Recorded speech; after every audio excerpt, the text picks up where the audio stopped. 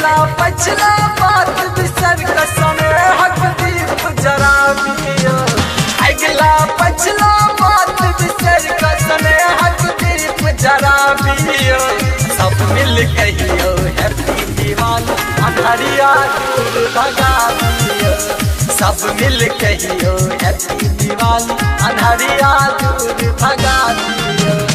अगला पछला बात बिसर कसम हक दीप जरा दियो।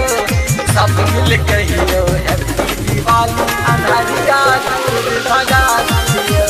सब मिल कहियो हैप्पी दिवाली अंधरिया दूर भगा दियो।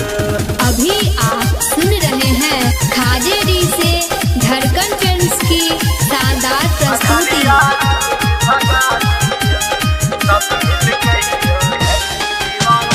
साग देश घिरना जे मन में आतकरा हार दिए।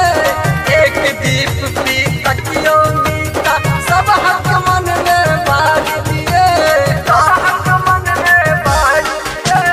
साग देश घिरना जे मन में आतकरा हार दिए। एक दीप पी तकियो मीता सब हक मन में बार दिए। एकटा अर्पण सब हक आंगन हम सब आए बना दियो। एकटा अर्पण सब हक आंगन हम सब आए बना दियो। सब मिल कहियो हैप्पी दिवाली अंधरिया दूर भगा दियो। सब मिल कहियो हैप्पी दिवाली अंधरिया दूर भगा दियो।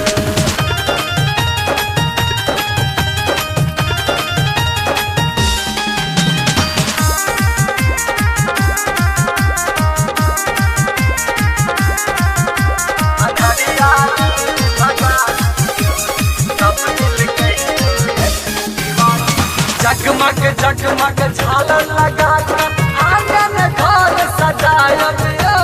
माता लक्ष्मी संग गणपति हमहू आई बजायब। हमहू आई बजायब।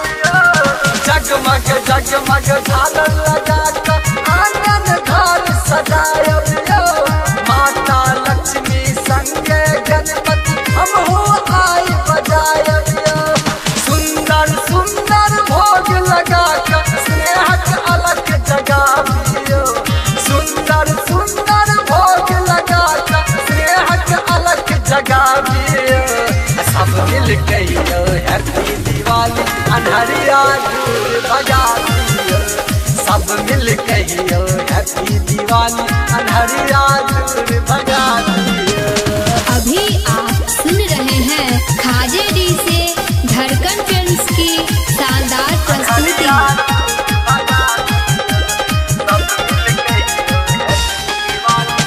हुक्का लोली भाजत कक्का पहिल दीप जराबै छै।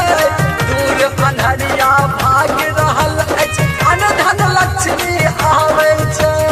अन धन लक्ष्मी आबै छै। हुक्का लोली भाजत कक्का पहिल दीप जराबै छै। दूर अन्हरिया भाग रहल अछि अन धन लक्ष्मी आबै छै। हाड अदम के छाती धर्मक दूजा आई पहरा दियो।